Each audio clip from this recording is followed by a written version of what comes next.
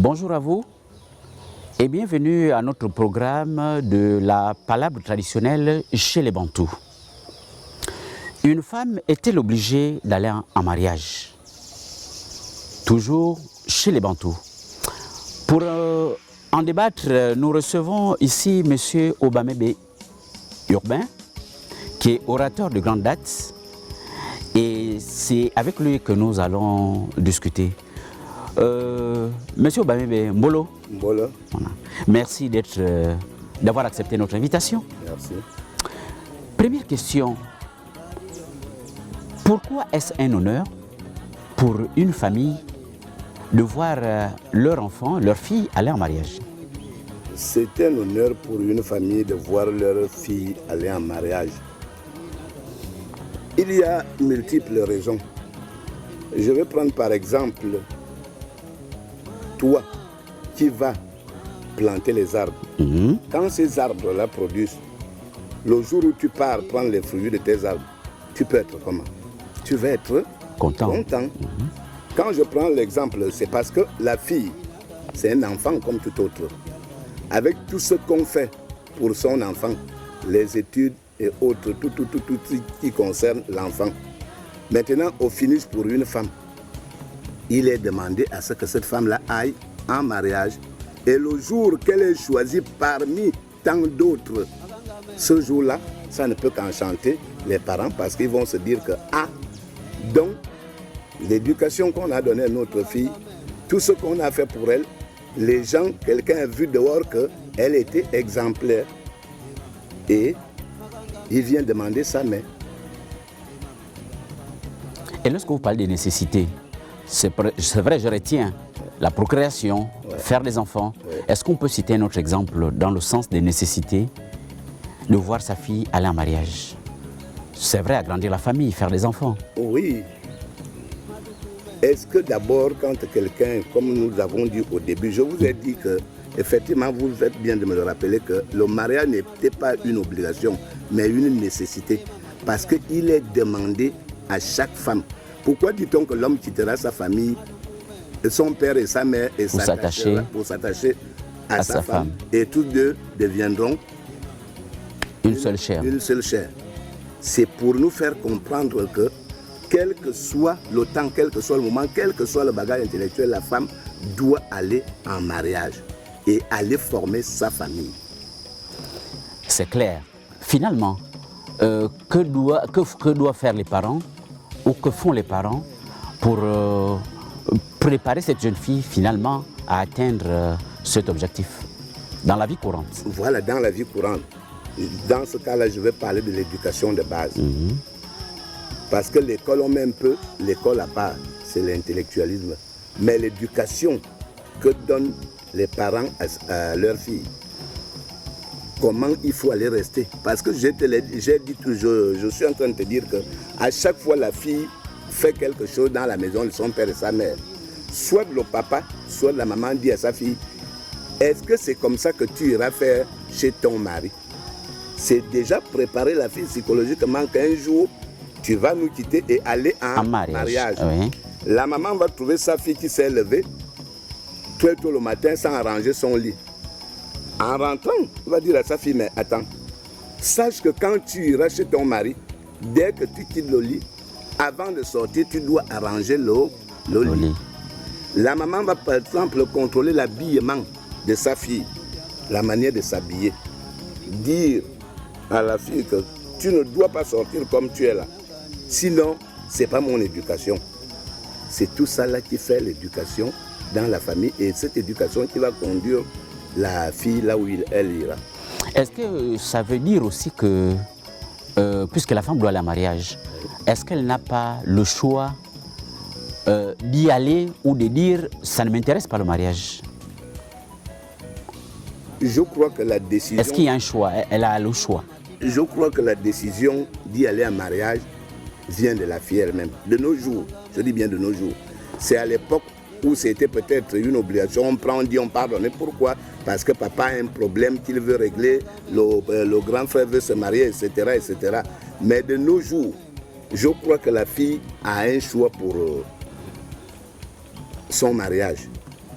pour son futur époux, s'il faut dire ça ainsi. Oui, c'est-à-dire que je voudrais savoir, est-ce que il peut arriver qu'une fille dise que ça ne m'intéresse pas le mariage, malgré l'éducation que les parents me donnent ou me faire penser à vivre dans un foyer. Est-ce qu'elle a le privilège de choisir de ne pas y aller dans un foyer? Je ne pense pas qu'elle peut dire « je ne vais pas en mariage » pour dire. C'est ce qu'elle constate. Une fille peut avoir un homme, vous comprenez? Une fille peut avoir un homme, ils peuvent même vivre ensemble, comme cela est le cas aujourd'hui. Tu vois une fille au boule-besse, le lendemain elle est chez toi, elle amène déjà ses habits, vous vivez ensemble. Mais si, pendant ce séjour-là, la fille constate que ça ne sied pas, c'est-à-dire les habitudes ne conviennent pas. Oui. Mais elle est libre de dire que je ne pars pas, ça ne m'intéresse pas. Mais le dire dans un sens, je ne sais pas quoi, que oh, le mariage ne m'intéresse pas, je ne vais pas aller en mariage, ce n'est pas digne d'une fille. Oui, l'autre réalité montre que la vie du couple n'est pas à la portée de tous. Aller en mariage, qu'en pensez-vous? Est-ce qu'on peut dire que c'est une chance? Effectivement, le mariage est aussi une chance, d'un côté. Et tu comprendras que ce ne sont pas tous les pygmées qui ramènent le miel de la brousse pour le village. Ça veut dire quoi? Ça veut dire que ce ne sont pas toutes les filles qui peuvent aller en mariage, parce qu'il y a des critères. Je prendrai un exemple, nos sœurs qui marchent avec des robes transparentes, où tu vois tout est dehors. Tu comprends ce que je dis? D'autres qui passent tout leur temps dans les bars. Est-ce que vous voyez? C'est-à-dire, du matin au soir, elle est là dans un bar. Je crains fort que ces gens-là trouvent le mari. Ou les maris. Je crains fort. Parce qu'il y a des choses que nous voulons que nos femmes fassent, d'autres nous n'en voulons pas. Maintenant, le souhait des parents, effectivement, c'est de voir leur fille aller en mariage. Mais finalement, il peut arriver que la jeune fille est en train de prendre de l'âge. C'est une inquiétude pour les parents. Que peuvent faire les parents? La jeune fille qui est en train de prendre de l'âge, inquiétude pour les parents, c'est vrai. Mais il faut aussi savoir que, comme nous l'avons dit, que c'est un problème de chance. On peut aussi être là, on peut prendre de l'âge, mais après aller en mariage. Mais l'inquiétude aussi pour les parents doivent, d'abord, c'est le conseil, montrer à leur fille l'importance d'aller en mariage. Pour dire que ce que tu dois aller, le nombre d'années que tu dois aller faire, étant déjà marié, ça te passe déjà ici, ça donne de l'inquiétude aux parents. Maintenant, ces mêmes parents peuvent essayer de consulter des gens qui leur sont proches, qui peuvent leur servir de... On peut parler des démarcheurs. Bon, démarcheurs... pas dans le sens littéral. Oui, pas dans le sens... littéral, voilà. Démarcheurs dans un sens typiquement familial. Voilà. Dans un cadre restreint, oui. Parce qu'il est arrivé autrefois que t'attends un mariage dans un village voisin. Il voit un jeune garçon qui a un comportement... comment je peux dire ça, qui intéresse. Voilà. Et puis le gars se comporte bien et tout. La tante voit ça et dit non, ça, ce garçon-là, la fille de mon frère qui traîne là-bas au village, je veux un peu aller dire à mon frère que est-ce que on ne peut pas faire quelque chose. Ces mariages-là existent. Effectivement. Ça existe. Que ta tante est en mariage ou un ami à ton père a beaucoup aimé ton père et tu es né, tu as le comportement de ton père, dit vraiment, pour que cette amitié-là continue, il vaut mieux que ma fille vienne épouser ce garçon-là parce qu'il est de bonne moralité. C'est clair donc que les parents s'inquiètent, essayent de faire ce qu'ils peuvent faire. Mais maintenant, pour revenir à l'intéressé, la jeune fille, quels sont les efforts pratiques qu'elle devrait faire aussi quand même pour être quand même plus ou moins sollicitée? Les efforts pratiques, c'est ce qu'on a dit là. Ça doit d'abord partir du comportement, de la manière dont elle se comporte. Dans notre éducation, nos parents interdisaient à nos sœurs de ne pas porter les habits qui sont façon. C'est un aspect. Tu vas rencontrer ici dans Libreville une jeune fille qui porte une robe que si vous jetez ma Bible là par terre, elle ne peut pas se courber pour prendre. Parce que tout ça là, sera dehors. Toute sa nudité. On va voir ses sous-vêtements. Vous allez trouver, comme je venais de le dire déjà plus haut, qu'il y a des filles qui ont donné tout leur corps à la boisson. Qu'est-ce qu'une fille qui passe tout son temps au bar peut mieux faire dans un foyer? Il y a d'autres qui vont, elle oublie l'éducation qu'on lui a donnée, l'éducation de base, elle arrive, son beau-père, c'est un chiffon, sa belle-mère, c'est un chiffon, disons la famille de son gars ou son mari, s'il faut appeler mari, c'est le chiffon. Comment une fille comme ça peut trouver le mariage alors que pour que ton fils aille doter une fille, ça vient de vous et de votre femme. C'est vous, le noyau, qui dit au fils que non, ça fait longtemps que vous avez la pauvre fille de M. Obamebe. Il est temps que nous partions voir M. Obamebe pour faire du sérieux. Maintenant, si ma fille passe tout son temps à vous insulter, vous qui êtes le père du garçon, elle attend quoi de ce mariage? Rien du tout. Aucun père, aucune mère n'acceptera que son fils aille épouser une fille qui est de mauvaise moralité. Voilà, exactement. Et un autre aspect aussi, la fille prend de l'âge, c'est vrai, mais parfois on trouve des jeunes filles qui sont toujours au terrain familial, mais avec des enfants. Est-ce que ce n'est pas un facteur bloquant de trouver un conjoint? Effectivement, surtout les jeunes filles qui ont des enfants. Parce qu'il faut dire ici aujourd'hui qu'il y a des enfants ou enfants. Les enfants issus d'un même père sont différents de 5 enfants issus de 5 différents pères, de vous à moi. On vous dit aujourd'hui d'aller épouser une fille qui a déjà 5 enfants dans la maison de son père et ces enfants-là sont de pères différents pères, de pères différents. Je crois que vous allez d'abord bien réfléchir avant de vous engager. Même s'il y a des cas qui partent quand même en mariage. Bien sûr. Mais ça fait réfléchir. Ça fait réfléchir. Ces cas-là, quand elles partent en mariage, la réflexion a été longue. Ils ont vu dans tous les contours pour arriver à la conclusion, à la décision finale. Pour la sortir de sa maison familiale. Oui. Voilà. Et tu vois même ce genre de mariage, moi qui ai l'habitude de marier dans les mariages coutumiers, parfois les femmes murmurent derrière quelle équipe de football. Qu'est-ce qu'ils appellent l'équipe de football? C'est les enfants que la femme là amène. Et toujours dans le même sens, c'est vrai que chez les Bantous, on remarque que les garçons peuvent rester le plus longtemps à la maison familiale. Mais lorsqu'on est confronté à une jeune fille qui ne va pas en mariage, elle a le privilège aussi de rester au terrain familial. Pourquoi pas? Il faut comprendre, nous sommes des Bantous. Et je vais toujours prendre l'exemple chez moi au nord. Nous avons l'habitude, même moi je le fais, je ne suis pas épargné de ça. Nous avons l'habitude de dire à nos garçons que ici, c'est votre village. Encore plus, on appelle ça élique. Tu sais que quand tu fais les garçons, ce sont ces garçons-là qui vont rester au village. Donc on dit souvent, ils vont rester éliques. Mais une fois que tu as dans le groupe de tes enfants une fille, la première idée qui te vient en tête, c'est que cette fille-là, tôt ou tard, quel que soit son bagage intellectuel, quelle que soit sa richesse, un jour, elle peut prendre la décision de partir. Maintenant, vu le temps mis dans la maison de son père tel qu'elle n'a pas encore trouvé, mais ça amène beaucoup de problèmes, hein, mon très cher frère. Ça amène des problèmes. Vous avez déjà été dans la maison où il y a la femme de votre fils et les sœurs de votre fils, mais c'est une guerre terrible. Effectivement. Quand la femme du fils, du frère finit de balayer, c'est en ce moment-là que la sœur vient mettre la saleté. Dès que la belle sœur va parler, c'est un problème.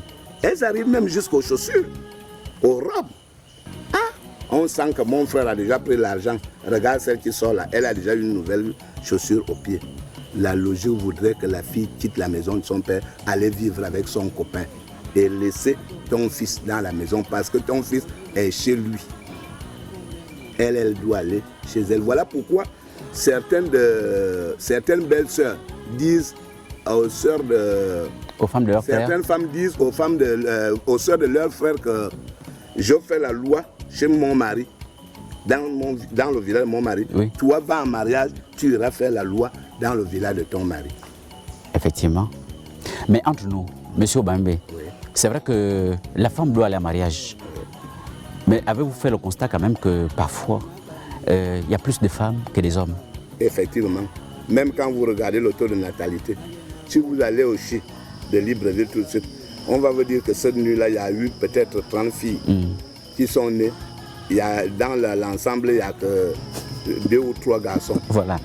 Nous sommes des Bantous. Oui. Est-ce que la polygamie n'est pas une option pour régler ce problème? La meilleure option. Parce que pour que tout le monde soit occupé, il y avait les statistiques, je pense que c'est en 1907, je ne me rappelle plus la date qu'on avait fait au Gabon. On avait dit pour que toute fille gabonaise soit en mariage, il faut que tout Gabonais ait 14 femmes. 14 femmes. 14 femmes. Je prends un exemple d'un Tibloyem qui avait 14 femmes. Hein. 14 bien compté dans sa concession, 14. Maintenant, concrètement, que conseillez-vous aux jeunes filles, Par rapport aux jeunes femmes, à cette option? Parce que parfois, il y a celles qui comprennent, il y a celles qui pensent que non, nous sommes au XXIe siècle, c'est un homme, une femme. Le conseil que moi je donnerais, pour trouver gain de cause, vaut mieux accepter la polygamie. Comprenez? Au XXIe siècle. Au 21e siècle. C'est possible. Parce que un vaut mieux que 0. Vaut mieux avoir un homme, même si tu es dans la polygamie, que d'être seul. Au 21e siècle. Parce que si on laisse ces filles-là, comme ça là, c'est la débandade. C'est la débandade totale. Mais les hommes vous diront aussi, c'est vrai que nous parlons des femmes qui doivent aller en mariage, mais parfois les hommes vous diront n'ont pas de capacité de gérer ce genre de dossier. Oui, c'est parce que nous sommes déjà à nos jours. Oui. À l'époque de nos grands-parents, ils avaient des moyens. Ils n'avaient pas de moyens, ils se nourrissaient de leur cacao, de leur café, de leur champ. Mais ils arrivaient à avoir 10 femmes. Oui, c'était peut-être l'environnement aussi. C'est l'environnement et comme aujourd'hui, les gens mettent beaucoup trop l'accent sur l'argent, tout le monde va demander. C'est ce qui fait en sorte que quand tu regardes ton maigre salaire, tu te dis, mais si j'ajoute une deuxième, une troisième, mais essayer n'est pas faute. Hein. Essayer n'est pas faute. Mais c'est l'option. Voilà. Mais sinon, ils risqueront de mourir comme ça. Et que les femmes comprennent, quelqu'un disait que les Bantous ne sont pas infidèles, mais ils sont polygames. Non, les Bantous ne sont pas infidèles. Les Bantous sont polygames. Et je vais vous dire une chose.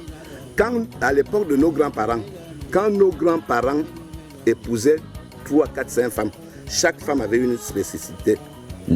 Pourquoi? Parce que son point dominant. Son point dominant, il y avait une qui savait très bien préparer. Le jour qu'elle a préparé, hein, tout le monde. Tu lèches les doigts. Oui. Tous ceux qui viennent là ne veulent plus retourner. L'autre était pour uniquement la réception. C'est-à-dire, elle s'est organisée quand le mari reçoit. Et dit, toi, tu me mérites. Ça fait 2. L'autre était là quand le mari se déplace pour aller dans un village, en voyage. C'est celle-là qu'elle amène. Parce que c'est que quand elle va arriver là-bas, elle n'a pas la maladie de la bougeotte. Là où il y a son mari, elle est là. Donc, il n'y a pas même à craindre que quelqu'un va me l'arracher. L'autre était là que quand son mari veut se défouler la nuit, veut bien passer la nuit, tu comprends dans le sens que je parle. Quand elle vient prendre son mari, tu penses que tu es au pays de Dieu. Elle était là. Donc il y avait des spécificités. Chaque femme avait vraiment son point fort. Et c'est comme ça. C'est clair. C'est clair. Et aujourd'hui, de nos jours, l'homme ne fait pas exprès d'aller prendre une deuxième, troisième, quatrième femme. Mais que la première femme pose la question que, mais qu'est-ce que je ne fais pas? Ou bien qu'est-ce que je fais de mal pour faire que mon mari parte ailleurs? Mon mari parte ailleurs. Et réfléchis. Quand tu vas amener la deuxième aussi doit poser la même question. Mais je suis un peu étonné quand je vois la troisième femme venir faire la jalousie à la quatrième femme, oubliant qu'il y avait une, deux, toi tu es venu en troisième position, c'est toi qui viens faire la jalousie. Que la quatrième ne doit pas rentrer. Donc, en gros, la polygamie est une option formidable. Une option formidable. Ce n'est pas, comment je peux dire, c'est pas un obstacle. Et quelqu'un me disait même que Les Occidentaux, sous d'autres cieux, expérimentent cette façon de faire, la polygamie, qui a fait ses preuves. La polygamie. Est-ce que c'est le bantou que tu es? C'est pas toi qui avais amené le nom polygamie? Cette appellation-là, ça vient du blanc. Si le blanc a su que la polygamie avait sa place. Il expérimente. Il expérimente. Merci, monsieur Obamebe. Finalement, l'objectif, effectivement, pour une famille, comme on disait, la femme doit aller en mariage. Mais parfois, si certaines femmes restent toujours au terrain familial, on a découvert parfois que c'est la personnalité de la femme. Qu'en dites-vous? La personnalité de la femme, son instruction, sa haute personnalité. Oui, c'est l'un des facteurs. C'est l'un des facteurs parce que il faut dire les choses telles qu'elles sont, les choses telles qu'elles sont. Nous perçons les yeux au colibri pour que les bananes mûrissent bien derrière les maisons. Une femme qui est de haut standing, les hommes ont peur d'aller auprès d'elle. Même dire bonjour. Même dire bonjour. Parce que moi, Urbain Obamebe, bel homme que je suis, quand je vois une femme qui a déjà une voiture Touareg, mon frère, je ne peux pas m'approcher d'elle. Parce que je sais que de Rio au PK7, il faut 20 000 francs de carburant pour que cette voiture-là démarre. Je ne m'approche pas d'elle. À plus forte raison, quand tu arrives, tu essayes, tu prends courage. Quand tu arrives, tu vois que rien que sa ménagère a un salaire qui dépasse ce que toi tu gagnes en tant que fonctionnaire. Quand tu regardes dans son parking, tu te dis, c'est pas mon niveau. Tu es obligé. Et si 1, 2, 3, 4, 5 personnes, voire 10, pensent comme ça, elle peut finir à ne pas aller en mariage. Quel conseil vous pouvez donner à ces gens de dames? Dans l'objectif d'aller dans un foyer. Dans l'objectif d'aller dans un foyer, c'est leur dire que de ne pas considérer leur niveau de standing, oui. de ne pas comparer ça au mariage. Parce qu'elle doit penser qu'elle reste femme. Et l'homme reste le chef. Et l'homme reste le chef. Et la finalité de la femme, en toute honnêteté, chez nous les Bantous, c'est que la femme doit aller en mariage. L'homme reste... entendre les cris de joie. L'homme sait que vous êtes né avec 10 filles, machin, toutes les filles là vont partir et tu resteras dans la maison de ton père. Et aujourd'hui, l'homme reste le chef. Quel que soit ce que la femme est. Ah. Monsieur Obamebe, la femme doit aller en mariage. Nous sommes d'accord. Chez les Bantous, c'est un grand privilège, c'est un honneur. Maintenant, les femmes prennent toujours de l'âge. Elles sont toujours au terrain familial. Est-ce que l'espoir reste toujours permis jusqu'au bout? Le mariage est aussi un problème de chance. On peut avoir espoir, mais la confiance n'exclut pas le contrôle. Ça ne nous empêche pas de commencer à avoir des soupçons que est-ce que celle-là ira encore en mariage.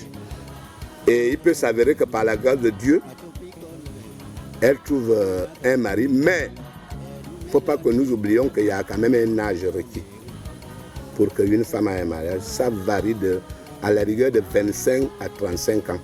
Entre 25 et 35 ans, une femme devrait déjà être dans son foyer. Sinon, c'est compliqué. Sinon, c'est compliqué. Parce que dépasser cet âge-là, encore plus si elle a déjà rempli les enfants dans sa famille. Avec plusieurs papas. Avec plusieurs papas. Quand tu vas épouser une femme comme ça, il y a beaucoup de questions. Tu te poses beaucoup de questions. Est-ce qu'avec moi, elle fera encore des enfants? Et ne nous voilons pas la face. Tu sais que les couples sans enfants, chez nous les Bantous, ça cause trop de problèmes. Parce que chacun veut faire, quand tu regardes derrière, tu vois ta progéniture. Tu sais que les derrière sont assurés. Tu sais que ça ne va jamais finir. Ton nom ne disparaîtra jamais. Et parfois, les parents n'hésitent pas, après un mariage, dire après 6 mois. Mais bien sûr, mais... qu'est-ce qui ne va pas? Qu'est-ce qui ne va pas? Chez nous, dans les corps de garde, on te dit, mais attends, comment vas-tu avoir un arbre, une rangée derrière ta maison qui ne produit pas les fruits? Mettons, il parle déjà de ta femme. Parce que tu sais, dans nos corps de garde, on parlait en parabole comme Jésus. Ils ne sont pas obligés de te dire que monsieur X, Pierre, ta femme là, depuis là, pas de grossesse. Non. On te dit comme ça que mais je ne sais pas quel arbre fruitier que tu vas garder aussi longtemps sans avoir les fruits, sans produire. Au-delà de tout cela, cet environnement, parce que la femme doit aller en mariage, est-ce qu'à un moment, puisque la jeune fille est toujours à la maison, la dame, elle devient une grande dame, toujours à la maison, est-ce qu'on ne peut pas soupçonner parfois un blocage venant des parents? Oui et non. Non, parce que dans le bon sens, aucun parent ne peut, comment dire ça, expressément bloquer sa fille de ne pas aller en mariage. Oui, pourquoi? Parce que autrefois, dans les familles où les parents n'ont eu que des filles, là-dedans, on initiait une fille qui devrait rester au village comme un garçon, de peur que la porte de ta maison ne se ferme pas. Et c'est là où on parle de filles consacrées. Et c'est là où on parle de filles consacrées. Pour ça, ça peut être, voilà pourquoi ça peut être un blocage des parents. Mais le souhait des parents, dans un sens propre, c'est de voir sa fille partir en mariage. Ça soit que les étrangers qui sont devant là, c'est toi qu'ils sont venus regarder. C'est chez toi qu'ils viennent. Ils viennent pour demander la main de ta fille. C'est un honneur.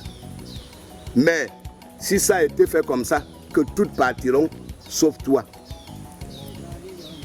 Est-ce qu'on ne remarque pas une forme de contradiction? Si. Fille consacrée, oui, alors qu'on veut qu'elle parte en mariage. Parce que la jeune fille, est-elle consciente de la situation? Je dis bien, j'ai dit oui et non. Oui. J'ai dit le souhait de tout parent, c'est de voir sa fille aller en mariage. Oui. Mais exceptionnellement, le cas de la consécration, je t'ai pris l'exemple d'une famille où il n'y a pas eu un seul garçon. Oui. Et que quand le grand-père regarde comme ça, là, eux qui avaient 4 yeux, toi et moi on a 2 yeux, tu sais ce que j'appelle 4 yeux. Oui. Et il regarde comme ça, il dit non. Si les 10 filles là vont en mariage, le village va disparaître. Le village va disparaître. Donc je fais tout pour qu'une d'entre elles ne parte pas en mariage. Oui. Ça se fait. Et dans ce cas, la dame, la fille, est-elle consciente de la situation? Elle est informée. Parfois pas, parce que c'est vrai, ça fera l'objet d'une prochaine émission. Parce que ces filles consacrées, parfois, sont dotées, partent en mariage, mais reviennent à la maison. Quand elle va en mariage, quand quelque chose comme ça s'est fait, le temps mis dans la maison de son père et sa mère, sans aller en mariage, elle est déjà sifflée. Tu sais, tu peux garder le secret à ta fille, mais pas ta femme. Est-ce que tu me comprends? Maintenant, quand elle décide elle-même que non, moi je suis femme, j'ai envie d'avoir les mêmes honneurs que ma soeur X, ma soeur Y, ma soeur Z, j'y vais. C'est ce genre de fille, quand elle va, ça ne tient pas, elle doit revenir. Voilà. Nous reviendrons là-dessus pour une émission spéciale sur la femme consacrée, okay, parce qu'il faudrait qu'on puisse avoir plus de détails, oui, et que les filles consacrées comprennent effectivement leur statut. Oui. Voilà. Nous sommes arrivés au terme de notre débat. Merci beaucoup, M. Ebé. Mais pour la communauté FAN, nous vous demandons de faire un résumé de ce sujet. Merci. Bivati avana yeminanga yene kalu et de société en bas à minanga yene kalu.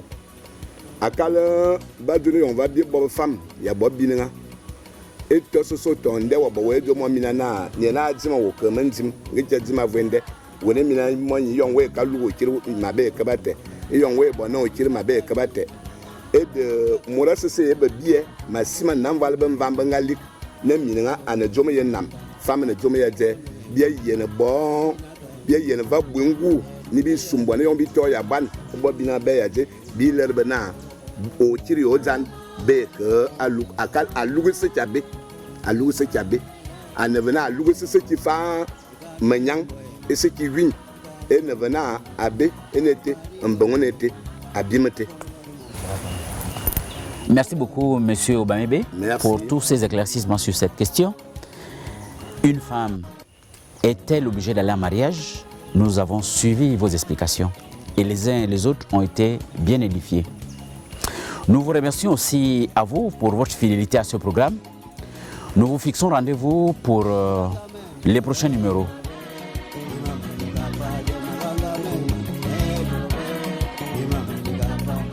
nanga mema